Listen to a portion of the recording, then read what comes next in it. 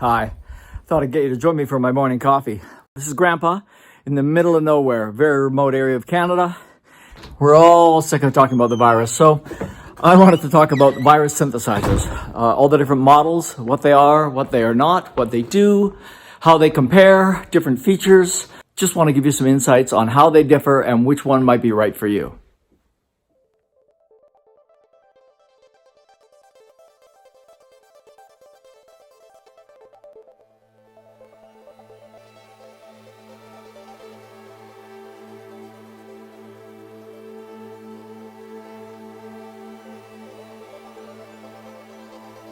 Axis makes one line of synthesizers called the Virus, and the viruses just slowly improve with each model. They don't change radically. What they are not, the Virus synthesizers are not analog synthesizers. They are virtual analog, so they are a digital synthesizer. Also, they are not samplers. You cannot sample your own sounds into them. They do not have sequencers, but they do have arpeggiators. So that's a little bit of the kind of general what they are not. They are very well respected in the industry because they have been used by a lot of the biggest names in the world. Really, it's quite astounding that a company that is so small, that has, I think less than 20 employees, makes hardware, synthesizers that have been used by some of the biggest acts in the world. They are a common staple piece of hardware that you'll see out on touring acts and in the studio as well. I mean, everybody from Future Sound of London to Faithless, Crystal Method, Nine Inch Nails, Tool, Depeche Mode, Madonna, Richard Barbieri, Stevie Wonder, Tiesto, Armin van Buuren, Underworld, Prodigy, Massive Attack, the list just goes on and on and on. They're really known in the trance world because they have the ability to do these massive kind of anthemic leads and stuff, because the sounds just cut through and have so much punch and so much power. They are equally capable of doing ambient stuff and house music and soundtracks and everything. If you're looking for a synthesizer that emulates acoustic instruments and does heavy percussive stuff, this is not the synth for that. But viruses, in terms of actual synthesis, creating fat analog sounding things and digital sounding things where you have long ADSRs, really lush sounds, as well as like leads, basses. The Virus is ultimately suited for that kind of stuff. They've actually developed quite a trademark sound, which I think works for them and against them. There's a fair bit of mystique around these synthesizers that not everybody gets to put their hands on them. They're not a beginner synth. But the other side of that is they're very well made. They're made for the rigors of touring. When you actually pick one up and start tweaking the knobs and look at the input jacks and stuff, they're made to work. They're a very reliable, heavy-duty, roadworthy piece of gear. I can't tell you how many times that I've picked up a piece of gear that sounds great or looks great or whatever. It has great features made by another company, and the build quality just isn't there. And I think, God, I could never rely on this thing, taking it on the road, because when you're out on tour, temperature changes, or you're out, doing outdoor festivals, or yeah, sure, you're going to have a backup synth, but you can't afford to have gear go down during a show. If you're out on tour and you're playing to 20, 30, 50,000 people, you got to have hardware that is rock solid, and this stuff is made for that. The Virus synth, basically, it's one synth engine that they just improve on. They make improvements, they add features, they add voices, but the synth engine is the same. So one of the things that is quite misunderstood, I think, about the Virus line is people say, oh, there's a sound that the Virus B has that I just can't get out of the Virus C, or I still like my Indigo over the TI because there's a sound that I just can't get from it. That's from the research that I've done and the people I've talked to, that's just not the case. The reality is they do make improvements as they go, and I'll talk about all of those, all the differences between all the different models, but it is not like you can get a sound out of one that you can't get out of one that came out later. There's nothing that the first ones could do that the new ones can't do. The new ones have added different modulation sources, and they've added different oscillator types and all that sort of thing. So they have more capability, but the general lineage is still there and will be continued. There seems to be quite a lot of disagreement about the sound of the different units. Some people say the A is rawer, the B was smoother, the C had a dark quality. From what I've been able to determine, the reason for that was just the factory presets that came with those synthesizers. Because of a direction they were working toward, or the people that were doing the programming, there were tendencies that brought out certain sounds in those different models just with the factory presets. But you'll find that you can go, and there are thousands and thousands of sounds available for the whole Virus line online. And I think that you'll find that, barring the differences I talked about in the later models, that the sounds that were created for the Virus A and the Virus B will sound virtually identical if you load them into a TI. So let's talk about the differences. So the first Virus, the Virus A, came out in about 1997. The main thing about it is it had 12 voices of polyphony.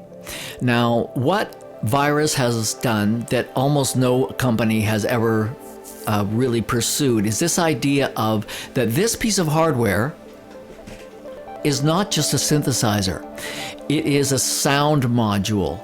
It has the ability to play 16 different sounds at once. That means if you're doing recording on a laptop or in a studio, you can actually be getting a bass line off it, a pad, a string line, a synth, whatever it is. All these different parts can be played out of the same module at the same time. The main benefit of that is it saves the CPU. It saves the processing power, the heavy lifting of your DAW to do other things. You're not doing sound processing for 5, 6, 12 parts. As far as I understand it, Virus came up with that. There were a few companies that did similar things to that in the past, but not like this. So that's the main thing. The first one, the Virus A, had 12 voices. It had a 20-bit digital to analog converter. I believe it had a MIDI in and an out, but not a MIDI through. So then 3 years later, the Virus B comes out. The Virus B doubles the voice capacity. So now you've got 24 voice polyphony. So when you think about 24 voices, yeah, you're not probably going to play a chord with 24 notes. But if you think about, I've got like a pad there that's using 3 or 4 voices. I've got a bass part. I've got a string line. I've got a lead line. So basically what happens is you're using these voices to play different parts. The other thing about the Virus B is they also did a rack version of it. And I believe that one had 16 voices, so it was a little bit different. With the Virus C, there were a bunch of substantial upgrades and additions. First of all, they went to 32 voices. So now you really are able to use it more as a sound module and pull different sounds out of it. They added 3-band EQ, and that's programmable per patch. So you got a sound that you want to get a little bit of sizzle out of, you want something to thump a little bit more on the bottom end, you can program that EQ into every patch. The other thing they did is they did different versions of the Virus C. So you've probably seen the Indigo, and there's one called the Indigo 2, which looks very similar but slightly different. So those are all based on the Virus C engine, which is the newest version of what they were offering. So then they started adding more modulation sources, modulation destinations. What they're working with now is what's called TI, and TI stands for Total Integration. Now, the main thing of total integration is the idea that you patch one of these things as a hardware synth into your laptop, and yes, you're able to play all these different sounds. You're able to get sound directly, digitally into your computer. The other thing that it's allowed you to do, though, with the total integration is you can use it as a sound card as well. For these later versions of the viruses, they actually updated the IOs as well to 24-bit digital to analog converters. They went from one DSP chip, like a digital signal processing chip, to 2. So they greatly expanded the processing power of the engine so it could do more things at one time. The most significant advance is with the TI that I have here, just the first version of the TI. They expanded it so you had 80 voices of polyphony at one time. So that's pretty substantial. There were a lot of other changes with the TI line as well. So for instance, in terms of sound sources, they added the Hypersaw, grain table synth, formant synths, an independent reverb and delay. There are 6 outputs. It's really a substantial advancement. The other thing that they brought in is wavetable synthesis. So I just want to talk about wavetables for a minute. Right now, they're quite popular. There are wavetable apps that you can get for your iPad, and there's companies like Modal and Korg, and lots of companies doing wavetable synths. But in the early 80s, there was one company that did it, and they were called PPG. PPG was Wolfgang Palm. It was his company. He invented wavetable synthesis. After that, in about 1990, there was another company from Berlin that did a bunch of wavetable synthesis, and that company's called Waldorf. Now that's another Wolfgang Duren started that company.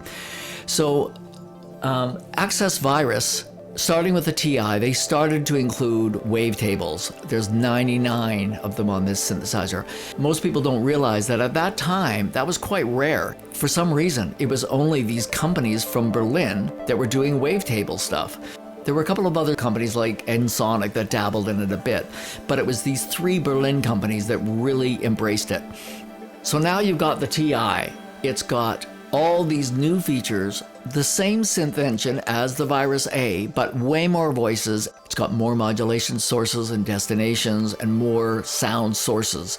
The other thing you will have seen is the Polar. The Polar is the white one with 37 keys. Beautiful, sleek looking. It's got white LEDs instead of the red ones. And it's really a unique piece of kit that people love. It's very sought after. They also did a version of the Polar with 37 keys that is black, called the Dark Star. The next thing that they brought out is the Snow. Now, the Snow is the smallest of all of them. It's a little desktop synthesizer. It's white as well. It has limited amounts of voices, and I think it's limited to 50. But it has the same synth engine. It has all the wavetables and all the other stuff that the other TIs have. It has the full-on TI total integration thing. Smaller, cheaper, more portable. So the Snow, this small Snow, is only able to do 4 different parts. Whereas the TI, the Polar and the TI and the TI2, they're able to do 16 parts at once. So it's a little scaled down. It only has 1 DSP in it, like one main processor. But for its size, for its price, it's very, very powerful, sounds great. There are a few other things that they've been putting out as well, like there's a TI that's white, it's called the Whiteout, with a keyboard. They made 150 of those. Virus did a 15th anniversary of the little Snow in black, but because it was for their 15th anniversary, they only made 15 of them or something, so it's like really rare. There's also a version of the Indigo called the Redback, which is black. And so once again, it can be a little confusing to figure out which is which. There's also a different rack version called the Rack XL. So basically what you've got is a brain, and then you've got versions of it with 61 keys, 37 keys, or just a desktop unit.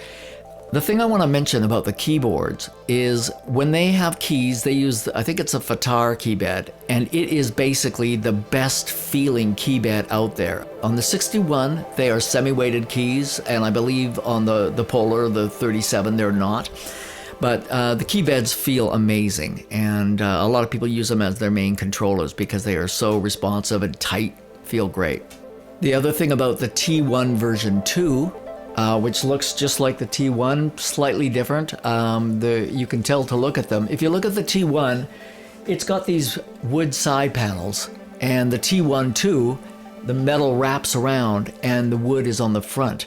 The T1-2, they've upgraded the processing power by about 25%, so it does about 100 voices simultaneously. So it's got more processing power, but otherwise the exact same sound engine as this.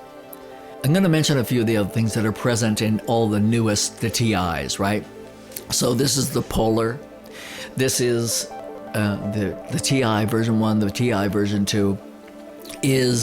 There are character settings. There's 9 different ones emulating different things, like, for instance, analog simulation.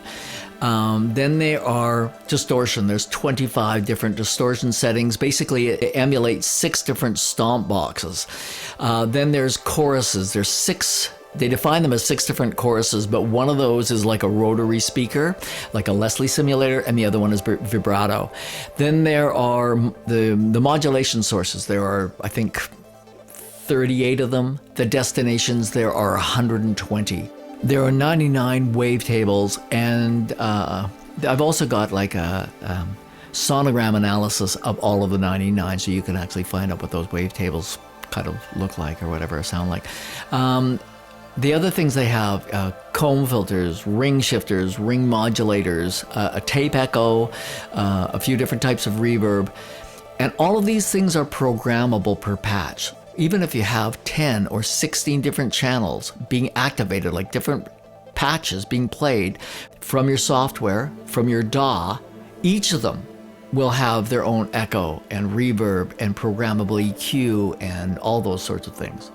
Anyway, I hope that demystifies the whole Virus line for you. Very powerful, very well made. If you're going out to do some live gigs and looking for a synthesizer that you don't need to have all the effects and the ability to play a whole bunch of parts at a time, you might be fine with a Virus A, a Virus B.